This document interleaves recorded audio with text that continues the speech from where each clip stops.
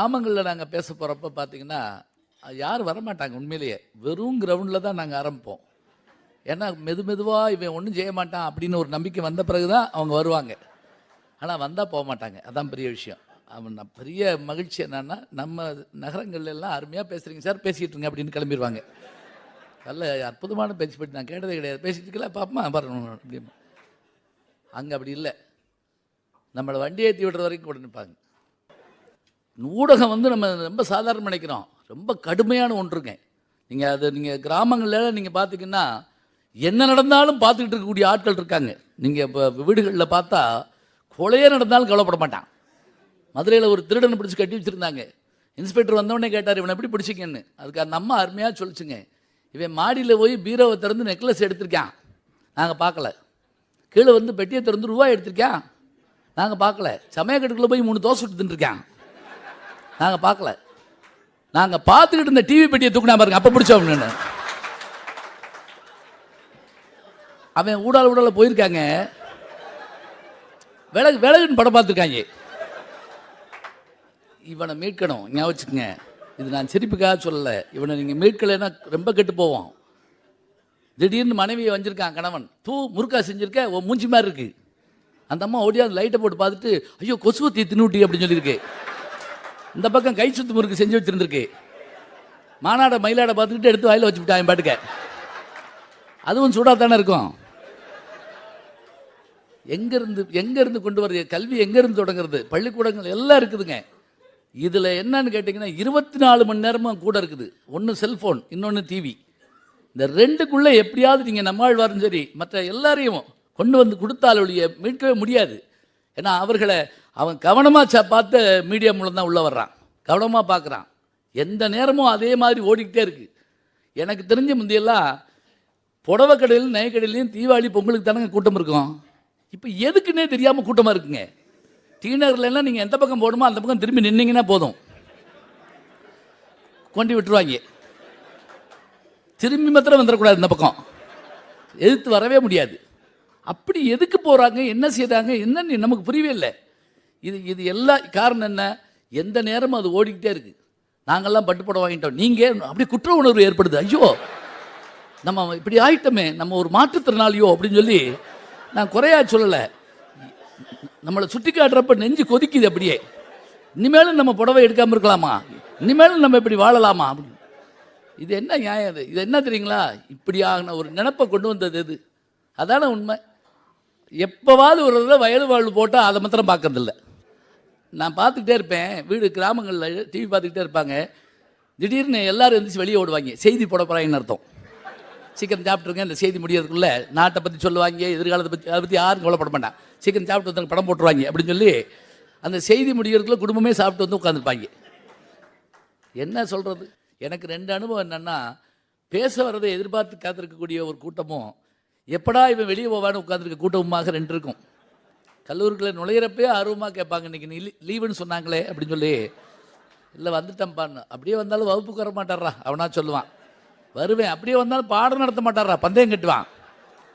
நான் நடத்துவேன். நடத்துங்க சார், பரவாயில்ல நீங்கள் நடத்துங்க அப்படின்னு அம்பாடுக்கு போயிடுவான். எப்படி ஒரு முரண்பாடு பாருங்க. பள்ளிக்கூடங்கள், கல்லூரிகள், கல்வி நிலையங்கள் எல்லாத்த காட்டிலும் ஊடகம் தாங்க இனிமேல் ஆசிரியர். ஞாபகம் வச்சுக்கோங்க, ஊடகம் தான். இது நம்ம தப்பிக்கவே முடியாது. இப்போ என்னை ஒருத்தர் அறிமுகப்படுத்துகிறாரு, அவங்க வீட்டு குழந்தைகிட்ட. இவர் பேசுவார், இப்போ அதில் வருவார், இதில் என்னென்னமோ சொல்லி பார்க்குறாரு, அதுக்கு புரியல. அப்புறம் அவராக ஒரு தீர்மானத்துக்கு வந்தார். நீங்கள் கார்ட்டூன் நடிச்சிருக்கீங்களான்னு என்ன கேட்டார். கார்ட்டூனில் நான் எப்படி கார்ட்டூனில் நடிப்பேன் அப்படின்னே. நீங்கள் நடிக்கணும், அப்போ தான் பிள்ளைகளை நீங்கள் சென்றடைய முடியும். என்ன அநியாயமாக இருக்குது? நான் MA PhD முடித்து பல டாக்டரேட்டுகளை உருவாக்கி பல புத்தகங்கள் எழுதியிருக்கேன். நான் கார்ட்டூன் நடிக்கணும்னு என்ன அர்த்தம்? உண்மையிலேயே நான்லாம் கிராமத்தை சேர்ந்தவன். சின்ன பள்ளிக்கூடம், ரொம்ப சோழவந்தான் பக்கத்தில் முள்ளிப்பள்ளம்னு சின்ன கிராமம். சயின்ஸ் வாத்தியார் சயின்ஸை கையிலேயே சொல்லி கொடுப்பாரு. இதுதான் சோதனை குழாய், சரி இது அமிலம், ஆஹா இது இதில் ஊற்றினா இல்லைனாகும், விரல் வெந்துவும் சார். எந்த லேபரேட்டரி நான் பார்த்ததில்லை. +2 படிக்கிறது, +2 கிடையாது, SLC படிக்கிறப்ப எனக்கு டெஸ்கில் வச்சு எழுதி தரலைங்க, பரிச்சை எழுதி தரல எனக்கு. ஏன்னா நான் 10 வருஷமாக கையில் வச்சு எழுதுனவன், மடியில் வச்சு எழுதுனவன். என்னால் அந்த டெஸ்கில் வச்சு பரிச்சை எழுத முடியல. அது காரணம், நான் அப்படித்தான் வந்து சேர்ந்தோம்.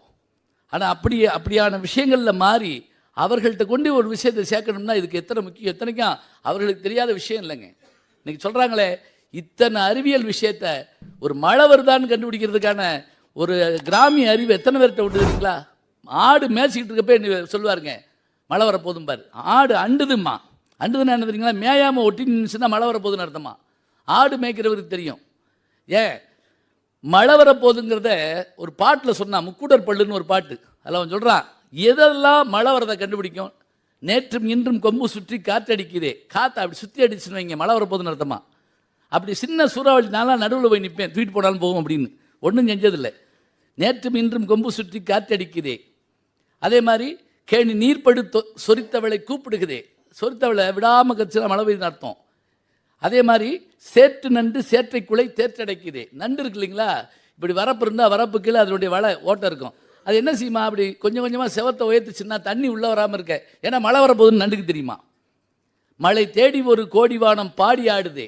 எல்லாருக்கும் தெரியுது, நண்டுக்கு தவளைக்கு எல்லாருக்குமே மழை வருது தெரியுது. நமக்கு ரமணன் சொன்னா தான் தெரியுது.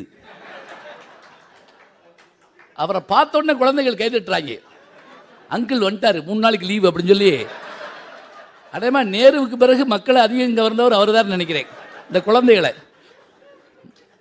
நான் இப்போ சமீபத்தில் உழவுன்னு ஒரு பத்திரிகையில் நான் படித்தது என்ன அப்படின்னா, காக்கைக்கு தெரியுமாங்க மழை வர போகிறது? காக்கைக்கு தெரியுமா? எப்படின்னா, கூடு இருக்கிறதுலே மோசமாக கூடு கட்டுறது அதுதான் தெரியுமா உங்களுக்கு? ஒன்றும் எந்த அழகுமே இருக்காது. எதெல்லாம் உபயோகப்படாதோ அதில் கூடு கட்டும். வந்து அந்த கூட்டை மரத்துக்கு உள்பக்கம் கட்டுச்சுன்னா அந்த ஆண்டு மழை பெய்யுமா, விடாமல் மழை பெய்ய போகுதுன்னு அர்த்தமா.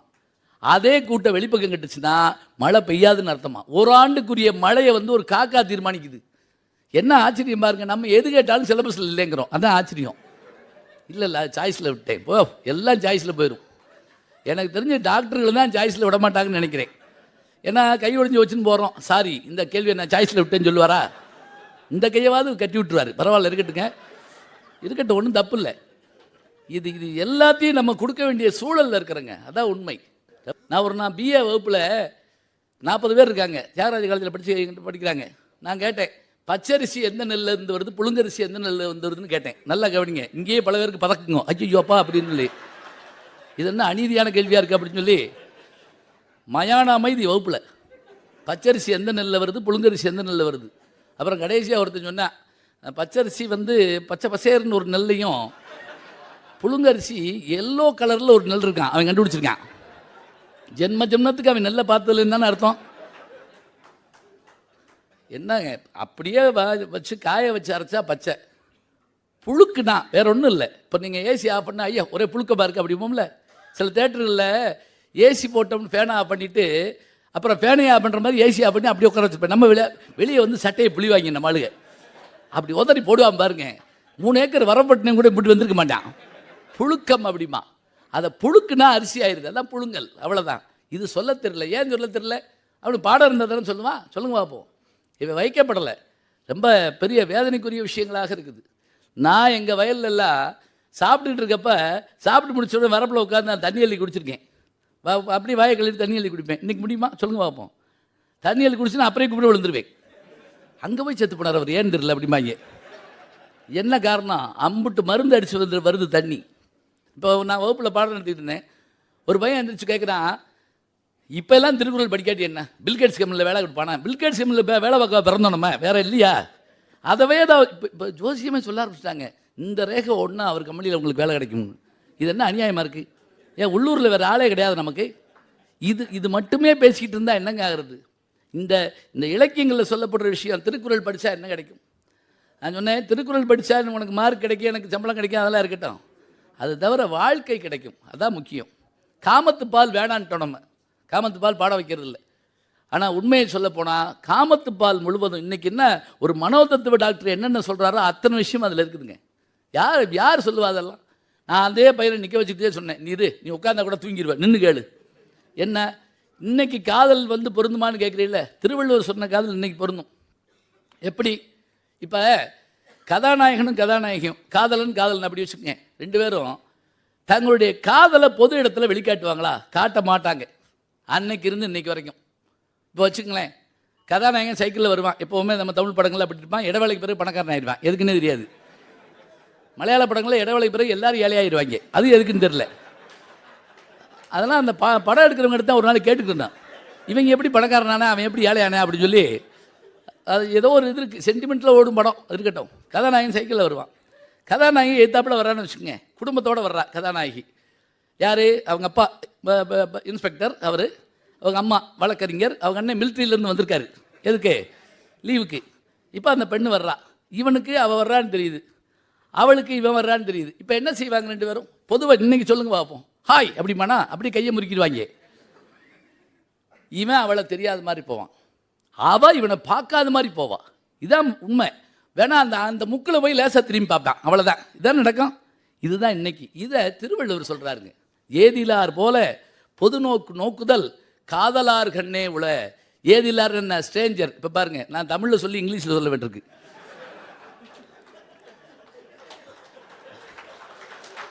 முந்தையெல்லாம் இங்கிலீஷில் சொல்லி தமிழில் சொல்லுவோம். மேஜர் சுந்தரராஜன் ஒருத்தர் இருப்பார், சிட் டவுன் உட்காருங்க, கமான் உள்ளே வாங்க அப்படிம்பாரு.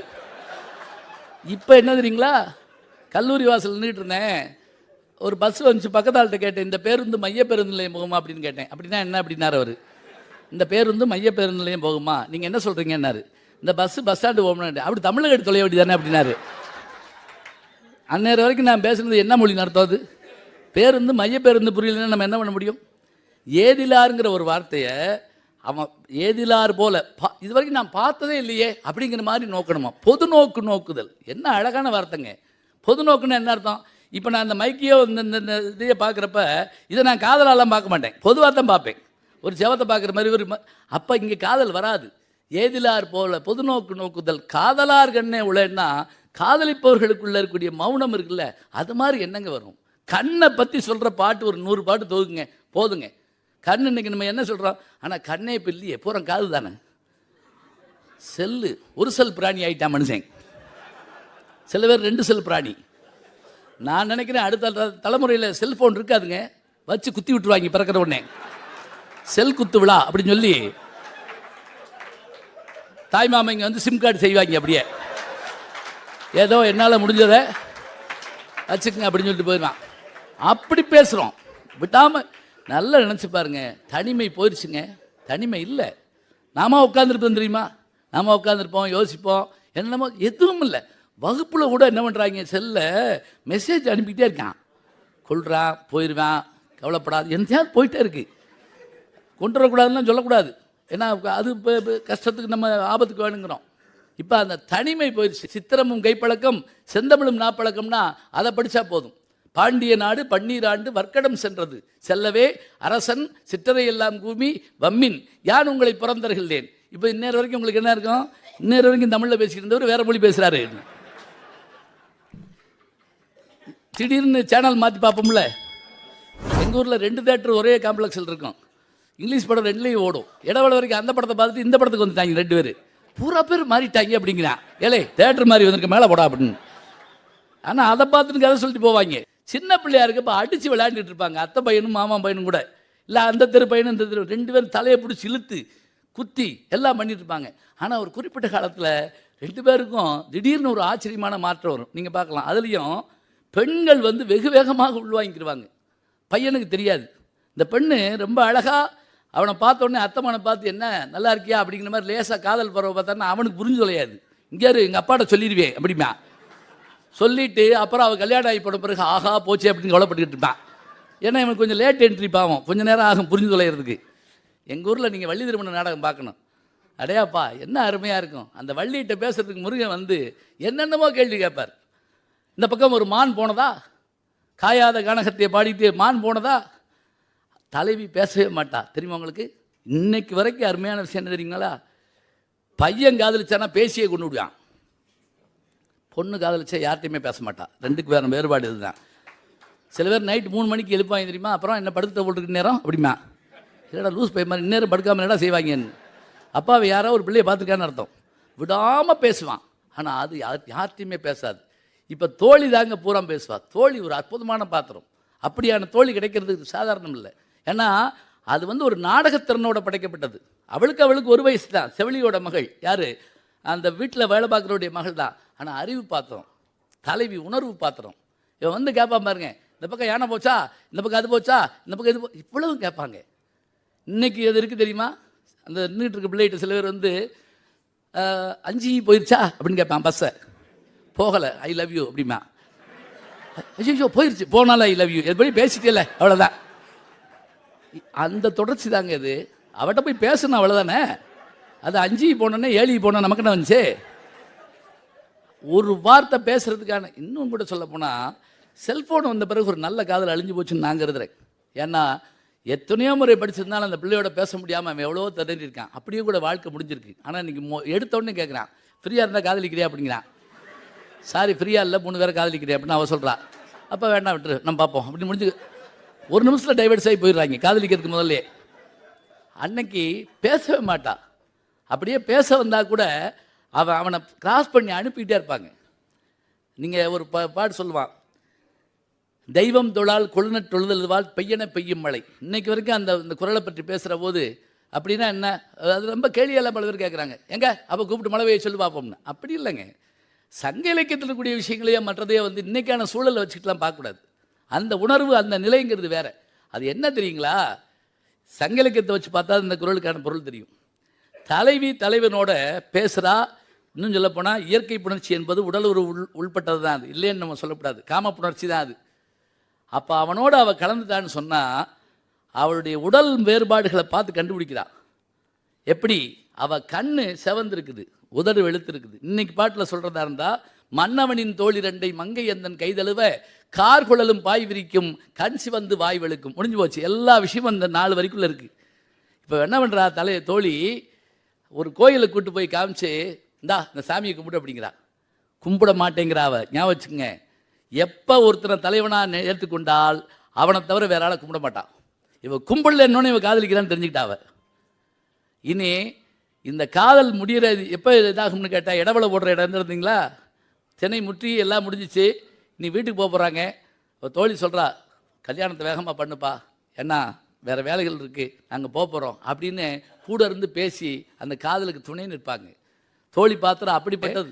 இந்த முதலிரவுக்கு போகிற போது அந்த பெண் அப்பாவியாக கேட்குறா, அம்மா நான் உள்ளே போய் என்னம்மா செய்ய ஒன்று சொல்கிறா, அப்பா பால் கொடு பழம் கொடு. அப்புறம்னு பிள்ளை கேட்குறா. ஒரு இடத்துல தாய்க்கு சொல்ல முடியலங்க, இது அப்புறம் உனக்கே தெரியும் அப்படிங்கிறா. அதுக்கு மேலே சொல்லலை. மறுநாள் காலையில் மகள் வர்றா. அம்மா ஆர்வமாக போய், என்ன போனியா? ஆமாம். பால் பழம் கொடுத்தியா? கொடுத்தேன். அப்புறம் அம்மா கேட்குறா. அப்புறம் பேசிக்கிட்டு இருந்தேன். அப்புறம் இப்போ உனக்கு தெரியாததா அப்படின்னா முடிஞ்சு போச்சு. நீங்கள் பார்த்தீங்களா, இதுதான் நாகரிகம். அது சொல்லக்கூடாது. கண்ணாசன் சொல்லுவாருங்க, அது அழகா. இதே கமலம்னு ஒரு படம், மலர்கள் நனைந்தன பணியாளே என் மனதும் குளிர்ந்தது நிலவாளேன்னு ஒரு பாட்டு வரும். அது பார்க்கலைன்னா அந்த படம் கவலைப்படாதீங்க. இந்திய தொலைக்காட்சியில் முதல் முறையாக தினம் போட்டுக்கிட்டே இருப்பாங்க. எனக்கு இந்த தினம்னா என்ன முதல் முறைங்கிறது என்னன்னு தெரியல. முதல் முறை அன்னைக்கு முதல் முறைன்னு நினைக்கிறேன் காலையில். அதில் அவள் இரவு போய் முதலிரவு காட்சி அவர் சொல்லுவாருங்க, சேர்ந்து மகிழ்ந்து போராடி தலை சீவி முடித்தேன் நீராடி. அவர் சொல்கிறா, சேர்ந்து மகிழ்ந்து போராடி தலை சீவி முடித்தேன் நீராடி கன்னத்தை பார்த்தேன் முன்னாடி பட்ட காயத்தை சொன்னது கண்ணாடி. முடிஞ்சு வச்சு, அவ்வளோதான். இதுக்கு மேலே என்ன சொல்லலாம்? என்ன அழகான விஷயங்கள். இந்த நந்தி கிளம்புறதுக்காக நான் இடையில ஒரு விஷயம் சொல்கிறேன், இதை படிக்க வைக்கிறதுக்காக சொல்கிறேன். இது எப்போயாவது நீங்கள் நேரம் கிடைச்சா படுங்க. இன்றைக்கி நாங்கள் நகைச்சுவையெல்லாம் சொல்லிட்டு தரோம்னு சொல்கிறாங்கல்ல, அதெல்லாம் அதில் இருக்குங்க. அதில் சொல்லாத நகைச்சுவையெல்லாம் கிடையவே கிடையாது. மருத நிலத்தில் இப்படி காதலிச்ச பிள்ளையை கல்யாணம் பண்ணிவிட்டு அவன் என்ன செய்வான, சில நேரங்களில் பரத்தையர் பிரிவுன்னு ஒன்று இருக்கும், அந்த இவங்க வீட்டுக்கு போகிற மாதிரி. அப்படி போகிற போது பொருட்பண்ணீர் வீட்டுக்கு போயிட்டு வரான்னு வச்சுக்கோங்க. போயிட்டு வர்ற போது வாசல் நிற்க வச்சு அவனை கேள்வி மேலே கேள்வியாக கேட்பாளாம் தலைவி. வாயில் மறுத்தல் அப்படிமா அதுக்கு பேர். அப்போ அவன் எப்படி உளர்றாங்கிறது ஒரு பாட்டு இருக்குங்க. எப்படி உளர்றான் தெரியுமா? வாசல் நின்றுக்கிறா, எங்கே போன நைட்டு அப்படின்னு கேட்குறா. ராத்திரி எங்கே போனேன்? அவன் ஒரு மாதிரி லூஸ் மாதிரி சிரிக்கிறான். எங்கே போனேன்னு எப்படி சொல்லுவேன்? உடனே கேட்டாலாம், சரி விடு, போன இடத்துல பாடினியா அப்படின்னு கேட்டா. உடனே அவனுக்கு ஒரு சந்தோஷம், நம்ம பாட்டை கேட்டிருக்கா அவளுக்குன்ட்டு. ஆமாம் அப்படின்னு நான் பெருமையோட நினச்சேன் அப்படின்னா. என்னன்னு கேட்டா. இவன் கேட்டான், ராத்திரி 12 மணிக்கு ஒரு சத்தம் கேட்டுச்சு, காட்டில் பேய் அழுகுதுன்னு எங்கள் அம்மா சொன்னான். ஊரில் இருக்கவங்களாம் நரி ஊழையிடுதுன்னாங்க. என் தோழி நாயாத்தான் இருக்கும்னா. நான் சொன்னேன் நீயாத்தான் இருக்கும்னு. இனி அவன் ஜென்மத்துக்கு பாடுவானா?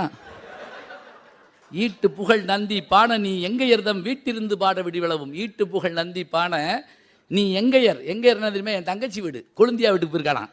என்ன நக்கல் பார்த்தீங்களா? முறை மாதிரி சொல்லலை, அடிக்கிறா ஒரு அடி. எங்கையர்தம் வீட்டிலிருந்து பாட விடிவிளவும் காட்டிலும் பேய் என்றால் அன்னை பிறர் நரி என்றார் தோழி நாய் என்றால் நீ என்றேன் நான். இதுக்கு மேலாம் பாடு சொல்ல முடியாதுங்க. இன்னைக்கு இப்போ எப்போ எழுதுன பாடுறீங்களா? 7ஆம் நூற்றாண்டு பல்லவர் காலத்தில் எழுந்த இலக்கியம் இது. இன்னைக்கு 1300 வருஷத்துக்கு பிறகு நான் சொல்கிறேன், நீங்கள் கைதட்டுறீங்கன்னா இந்த கைதட்டி எனக்கு நான் நம்பலாமா? இல்லைங்க, அந்த புலவனுக்குங்க, அவன் தான் வாங்கிக்கிறனா. எங்கனையாவது ஒரு இடத்துல அது இருந்துகிட்டே இருக்கணும். கலித்தொகையில் ஒரு பாட்டு. இன்னைக்கு யார் யாரோ குறும்படம் எடுக்கிறதுக்கு என்னென்னமோ கதையை யோசிக்கிறாங்கல்ல, யாருமே ஏன் சங்க இலக்கியத்தை போய் பார்க்கலன்னு எனக்கு பெரிய ஆச்சரியமாக இருக்குது. ரொம்ப ஆச்சரியமான விஷயம் அது. மலர் வைக்க மாட்டாங்க. எப்போ காதலிக்கிற காலத்தில் திருமணமானால் வைக்கிறது. அவன் கொடுத்துருக்கான், ஒரு மலரை வச்சுருக்கா.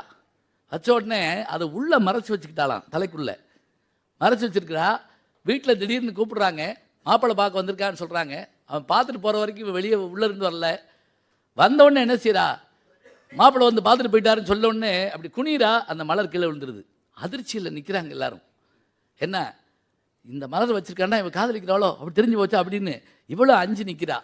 அப்போ தோழி சிரிச்சுக்கிட்டே சொல்கிறா, கவலைப்படாத, இந்த மலர் கொடுத்தவன் தான் மாப்பிள்ளையா வந்துட்டு போயிருக்கான். இன்னைக்கு இருக்கிற ஒரு சிறுகதைங்க. அப்படியே என்ன ஆச்சரியம்!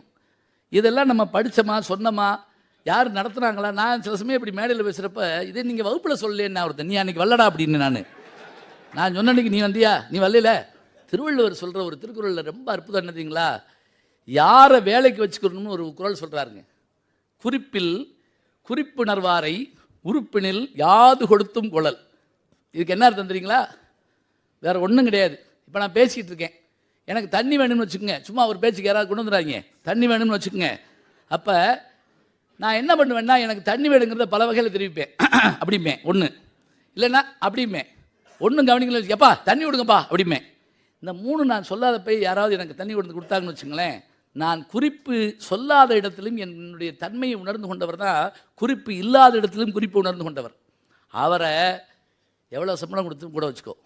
என்ன அற்புதமான வார்த்தை இது! இன்னும் கொஞ்சம் இருங்க, ஒரு 2 பேர் தான் கைத்துட்டீங்க, நான் பூரா பேர் கைத்துட்ட மாதிரி சொல்கிறேன். அதை ஏன்னா இன்னொரு வெர்சன் போடுவாங்க, இன்னொரு வெர்சன் அப்படின்னா. இப்போ நான் என் நண்பரை கூப்பிட்டு வீட்டுக்குள்ளே போகிறேன், என் மனைவி அப்படி நிமிந்து பார்க்குறேன் அப்படின்னா என்ன அர்த்தம்? இவர் காப்பி கொண்டு வான்னு அர்த்தம். அந்த அம்மா பதிலுக்கு என்னை முறைச்சி பார்க்குது அப்படின்னா என்ன அர்த்தம்? அவனை எங்கள் விட்டு வெளியே போய் டீ குடின்னு அர்த்தம். இப்போ நாங்கள் 2 பேசிக்கிட்டோமா? இல்லை. நான் உடனே என்ன செய்வேன், சட்டையை போட்டு அந்த முக்கு கடையில் ஒரு டீ போடுவாங்க, தேவாமிர்தமாக இருக்கும். அவர் குனிஞ்சுக்கிட்டே சிரிப்பார், ஏன்னா அவர் எத்தனை பேருக்கு தேவாமிர்தம் வாங்கி கொடுத்துருப்பாரு. குறிப்பு இல்லாத இடத்துல கூட குறிப்பை உணரக்கூடிய தன்மை இருக்கே, அத்தனை